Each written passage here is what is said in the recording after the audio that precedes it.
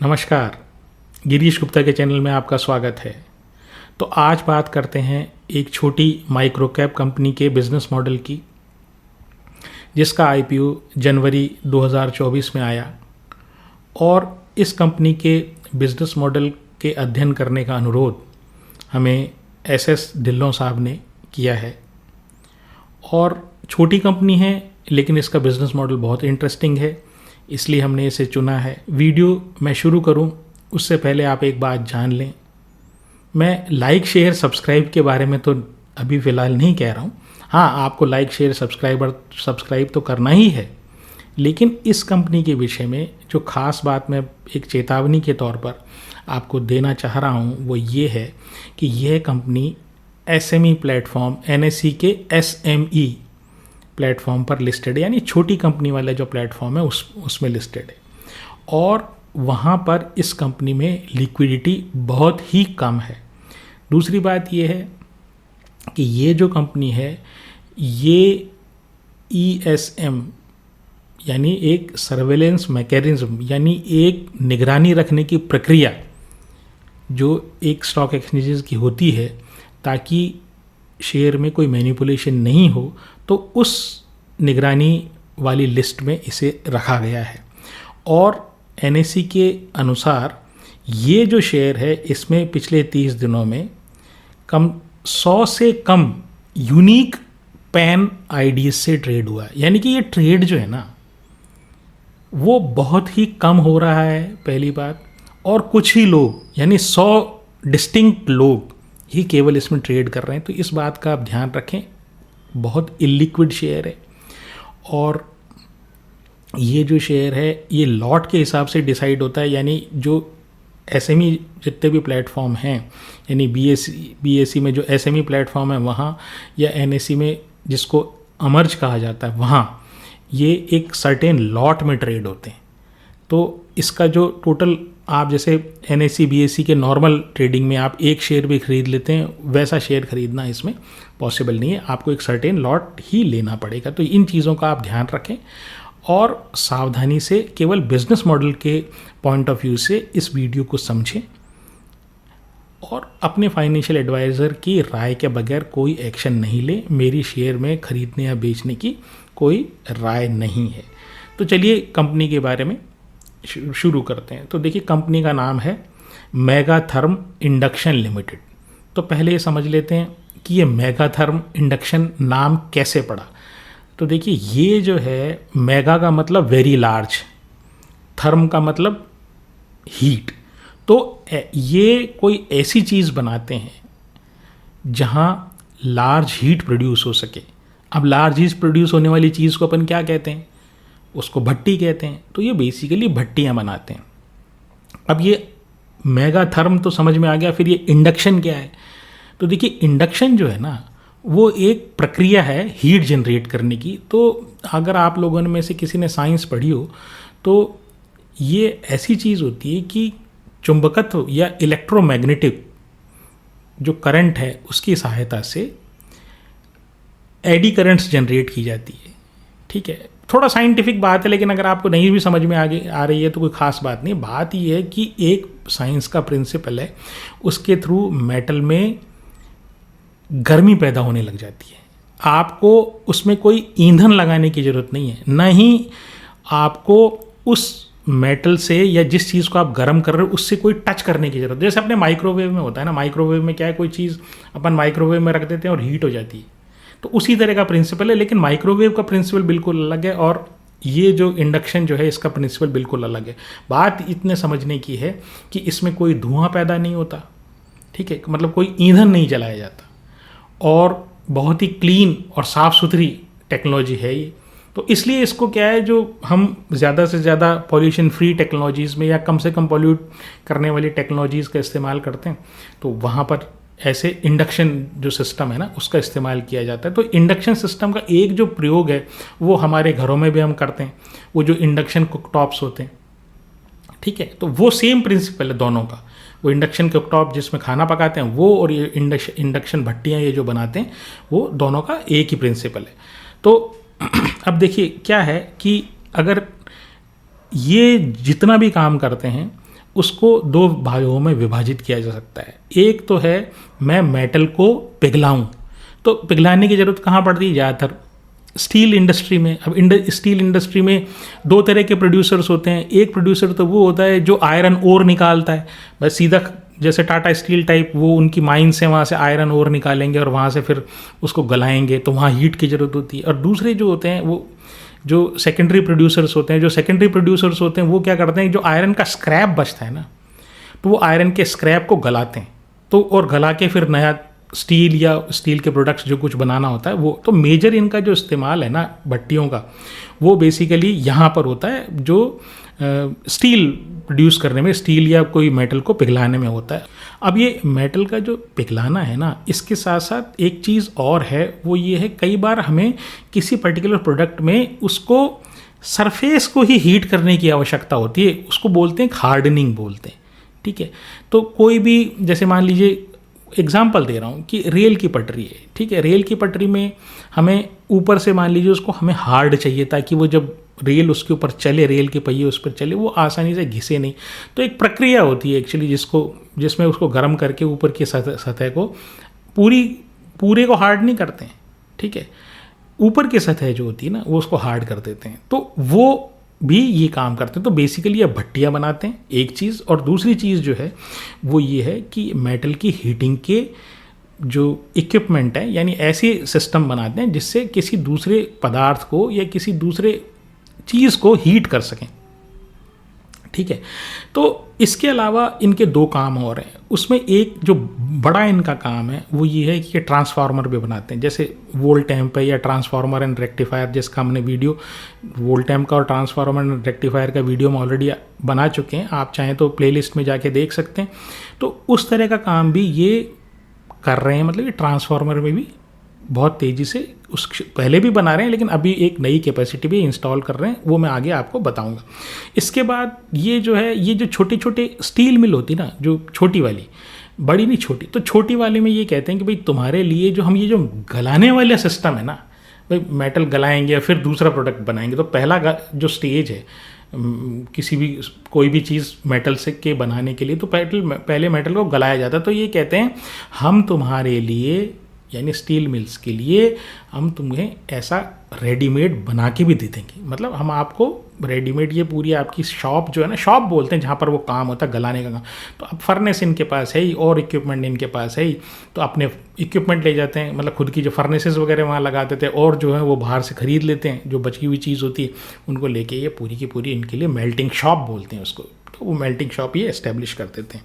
तो इन्होंने अभी तक 3000 से ज़्यादा इंस्टॉलेशंस, यानी ये भट्टियाँ टाइप की जो चीज़ें हैं वो ये 52 कंट्री से ज़्यादा कंट्रीज़ में ये लगा चुके हैं। और ये जिन जिन इंडस्ट्रीज़ के लिए काम करते हैं, मतलब जहाँ जहाँ ये सब चीज़ें काम आती हैं, वो जैसे मैंने बताया कि एक प्राइमरी स्टील प्रोड्यूसर जो ओर से स्टील बनाते हैं, मतलब आयरन ओर से स्टील बनाते हैं, फिर जो सेकेंडरी प्रोड्यूसर हैं जो स्क्रैप से स्टील बनाते हैं, फिर ऑटो एंसिलरी ऑटो पार्ट्स वगैरह जो होते हैं, है ना, कोई गियर बनाने वाला, कोई क्लच बनाने वाले, कोई आपके चेसी बनाने वाले, इस तरह के जितने भी हैं वो, फिर डीआई पाइप, जो डीआई डक्टाइल आयरन पाइप होती है, जो पानी के जो जहाँ आपको कोई पानी की लाइन डालनी हो आपके, ठीक है, पानी का ट्रांसपोर्ट करना हो, तो वहाँ पर डक्टाइल आयरन पाइप काम में आते हैं, तो वहाँ पर भी इनके ये जो हीटिंग के और मेल्टिंग का काम होता है। फिर ऑर्डिनेंस फैक्ट्रीज है, जो आयुध जो है ना, गोला बारूद बनाने वाली फैक्ट्रीज, वहाँ पर भी ये सब काम आते हैं। और फिर रेलवेज़ के लिए ये काम करते हैं, और इनकी जो क्लाइंट लिस्ट है ना वो भी काफ़ी अच्छी है।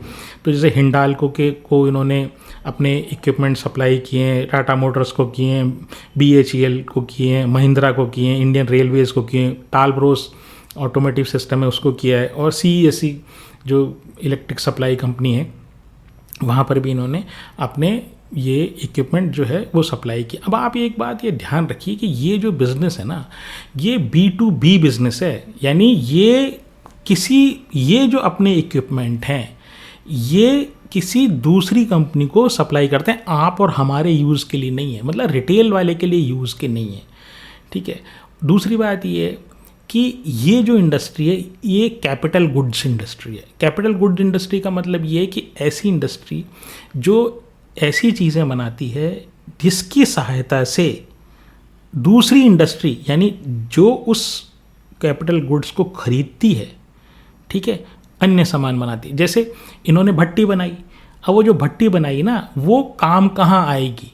तो काम वो आएगी स्टील वाले किसी फैक्ट्री में। तो स्टील वाला क्या करेगा? उसको स्टील बनाएगा और फिर स्टील वाला आगे उसको बेचेगा। तो ऐसे ये B2B बिजनेस है। दूसरी बात ये कि आप ये कहेंगे कि भाई ये इंडक्शन वाली बात तो समझ में आ गई, लेकिन कुछ ऐसे तरीके और भी हैं क्या? और भी क्या चल रहा है, मतलब इंडस्ट्री में पहले से क्या चलता था? तो देखिए पहले से क्या है, मैं आपको उदाहरण देता हूँ। जैसे हीट करने का जो सबसे पुराना तरीका है, अपने खाना बनाते हैं तो हीट करने का सबसे पुराना तरीका कौन सा है? तो सबसे पुराना तरीका है ये चूल्हा। जो अपन चूल्हा है जिसमें लकड़ियाँ डाल के अपन किसी चीज़ को गर्म करते हैं और फिर वहाँ उस पर खाना बनाते हैं, ठीक है, गाँव में जैसे बनाते हैं वैसे। तो उसमें क्या दिक्कत है? उसमें धुआं बहुत होता है। दूसरा क्या है कि वो बार बार उसमें समान आँच लगती नहीं है, कभी उसमें प्रॉपर लकड़ी डालनी, लकड़ी गीली हो गई तो प्रॉब्लम, ज़्यादा लग गई तो प्रॉब्लम, ठीक है। तो ये जलाना थोड़ा मुश्किल होता है। दूसरी बात क्या है, दूसरा जो सिस्टम है वो जो थोड़ा सा और मॉडर्न आया, वो अपना गैस का सिस्टम आया। गैस वाला भी ये क्या है कि गैस का सिलेंडर आपको चाहिए, वो भी ज़्यादा प्रॉब्लमेटिक नहीं है, लेकिन आपको कंटिन्यूस गैस की सप्लाई चाहिए। फिर उसमें भी कई बार अगर फ्लेम प्रॉब्लमेटिक हो जाती है, फ्लेम पूरी नहीं आती तो कई बार काली हो जाती है, कई बार धुआं देने भी लग जाती है। हमेशा नहीं देती है, 99.9% टाइम्स जो होता है फ्लेम बिल्कुल क्लीन होती है, लेकिन कई बार क्या है उससे भी बर्तन काले होते हैं, ठीक है। वो फ्लेम के थ्रू होता है वो, और उसमें बर्तन को उस फ्लेम के ऊपर रखना पड़ता है। और जो तीसरी टेक्नोलॉजी जो है वो ये है कि जैसे इंडक्शन कुक टॉप्स जो आ गए, उसमें कुछ नहीं करना, बिल्कुल आपने बटन दबाया, आपको पता भी नहीं लगेगा वो कब पानी गर्म हो गया, या कभी भी चाय बन गई, या कभी भी खाना आपका बन गया, ठीक है। तो ये 3 तरह के सिस्टम जैसे खाना बनाने के। वैसे ही वहाँ पर स्टील मिल्स में एक ब्लास्ट फर्नेस होती है, जो बेसिकली जो होती है वो चूल्हे की तरह है, जो पुरानी टेक्निक है, लेकिन ज़्यादातर स्टील मिल्स अभी भी वही इस्तेमाल करते हैं। दूसरा जो टेक्निक है वो गैस की, जो कुकिंग गैस की तरह, वो इलेक्ट्रोड की तरह, इलेक्ट्रिक आर्क के थ्रू जो भट्टियाँ आती है, इलेक्ट्रिक आर्क फर्नेस बोलते हैं उनको। तो इसमें इलेक्ट्रोड्स की सहायता से, जैसे अपने एक ग्रेफाइट इंडिया करके जो कंपनी है ना, वो उस भट्टी के लिए इलेक्ट्रोड बनाती है, और 2 इलेक्ट्रोड के बीच में स्पार्क जनरेट होता है और गर्मी जनरेट होती है, जिससे मेटल पिघलता है।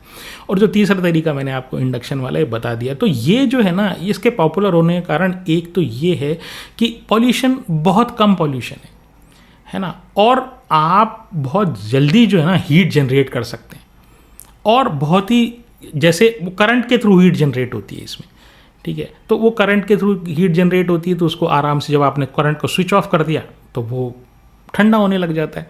लेकिन अगर आपने ब्लास्ट फर्नेस को अगर आपने एक बार चालू कर दिया तो उसको बंद करने में भी बहुत टाइम लगता है और बहुत एनर्जी लगती है, ठीक है। उसको बंद करना आसान नहीं होता है, थोड़ी इंजीनियरिंग वाली टेक्निक की बात है। मैं सिर्फ ये बता रहा हूँ कि इंडक्शन वाले में क्या फ़ायदा। इंडक्शन वाले में at the press of the button जो है ना, वो काम हो जाता है, साइलेंट ऑपरेशन है, आप जल्दी भट्टी चालू हो जाती है, जल्दी भट्टी जो है ठंडी हो जाती है। इसके अलावा बिल्कुल भी मतलब पॉल्यूशन बहुत नेग्लिजिबल पॉल्यूशन होता है, और जितना टेम्परेचर आप चाहते हैं ना, उतना टेम्परेचर आप मतलब रेगुलेट कर सकते हैं आसानी से। तो ये इंडक्शन में फ़ायदा है, इसलिए जो इंडस्ट्री है धीरे धीरे इंडक्शन की तरफ जा रही है। अब इनकी जो अच्छी बात है क्या है, देखिए प्रमोटर जो है ना वो बड़े इनमें एक्सपीरियंसड हैं, और ये जो हैं ये गोल्ड मेडलिस्ट हैं, कलकत्ता के हैं ये। इनके जो फैक्ट्री है वो खड़गपुर में है, तो कलकत्ता से पास आउट हैं और गोल्ड मेडलिस्ट हैं, और इनके बच्चे जो मतलब नेक्स्ट जनरेशन भी इस बिज़नेस में इन्वॉल्व है। तो एक चीज़ तो इनकी खास बात ये है। दूसरी बात इनकी जो रिलेशनशिप है, देखिए आपने देखा महिंद्रा, टालब्रोस, इंडियन रेलवेज़, भेल, टाटा मोटर्स, हिंडाल्को जैसे इनके क्लाइंट्स हैं, और इनकी क्लाइंट से रिलेशनशिप भी अच्छी है। अब इसमें डिसएडवांटेज क्या है? देखिए डिसएडवांटेज तो सबसे चीज़ बड़ी बात ये है कि ये जो इंडस्ट्री है ये यूज़र इंडस्ट्री के ऊपर डिपेंड करती है। भाई अगर आप मान लीजिए ऑटो कंपोनेंट वाली इंडस्ट्रीज़ है, या इनके कोई आपको स्टील स्क्रैप वाली इंडस्ट्रीज़ है, या स्टील जो प्राइमरी प्रोड्यूसर यानी ओर से बनाने वाली जो इंडस्ट्रीज़ है, अगर उनकी रिक्वायरमेंट नहीं होगी या उनका माल नहीं बिक रहा होगा, तो ये अपना माल मतलब ये इनसे क्यों अपने सामान लेने वाले हैं। तो ये एक इसमें डिसएडवांटेज है। दूसरी चीज़ क्या है कि ये कुछ एक्सपोर्ट भी करते हैं। जब एक्सपोर्ट करते हैं तो वहाँ पर है क्या कि रॉ मटेरियल की फ्लक्चुएशन जो होती है और फॉरेन एक्सचेंज की जो फ्लक्चुएशन होती है, उससे भी इनके प्रॉफिटेबिलिटी पर डेंट आता है।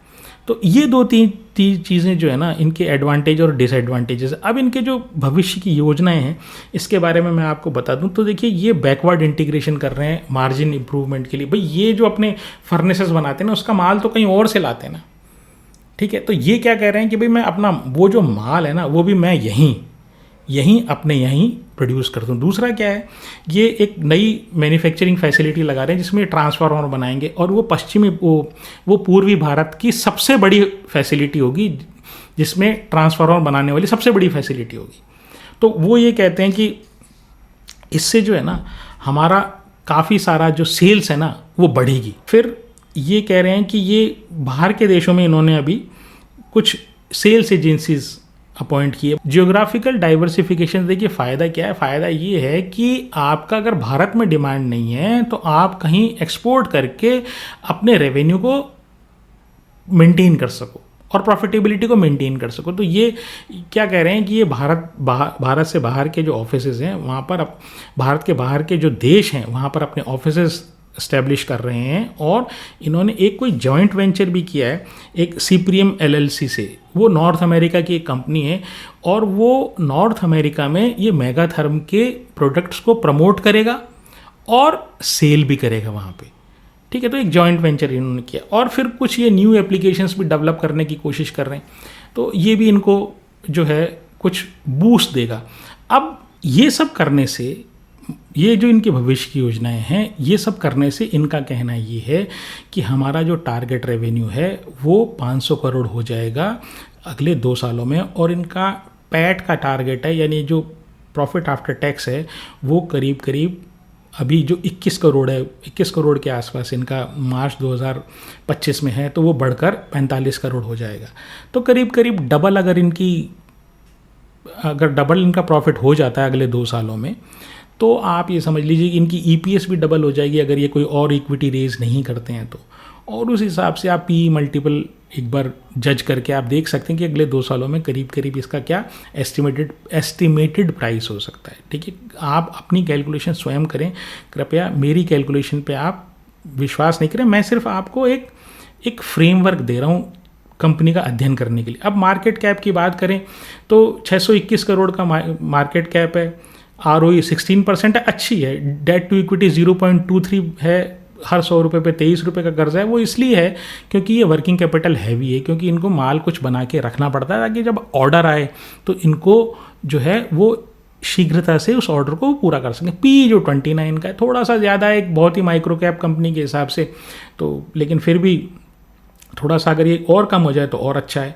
तो इनका जो IPO जनवरी 2024 में आया था, जिसमें करीब इन्होंने 108 रुपये में शेयर इशू किए थे। तो अभी 1 साल करीब इनका हुआ है, तो पिछले 12 महीनों की सेल्स कोई खास नहीं बढ़ी है, 5% बढ़ी है, प्रॉफिट भी कोई खास नहीं बढ़ा है, 3% बढ़ा है, फ्लैट सा स्थिति है ना। तो लेकिन प्रमोटर के पास 72.79% है, FII के पास 0.27% है, आप ये समझ लीजिए 1/4%। DII के पास नेग्लिजिबल है, और बाकी जो है 26 या 27% जो है वो पब्लिक के पास है। तो ऑल इन ऑल अगर मैं ये कहूँ तो ये कंपनी जो है ना, देखिए अभी इलिक्विड है, लेकिन इसका बिजनेस मॉडल मुझे अच्छा लगा। तो आप कृपया जो है ना इसको भाग के लेने की कोशिश नहीं करें। इलिक्विड शेयर है, फंस जाएंगे, बेचना आपके लिए मुश्किल हो जाएगा। लेकिन आप इस कंपनी में नज़र अवश्य रखें। बिजनेस मॉडल और इसके जो ग्रोथ प्रॉस्पेक्ट्स और उनका काम करने का तरीका है ना, वो मुझे अच्छा लगा। फिर भी आप अपने फाइनेंशियल एडवाइज़र से पूछकर और अपनी स्वतंत्र स्टडी करके ही कोई निर्णय लें। मेरी शेयर में खरीदने या बेचने की कोई राय नहीं है। तो आज के लिए इतना ही। नमस्कार, धन्यवाद, जय हिंद।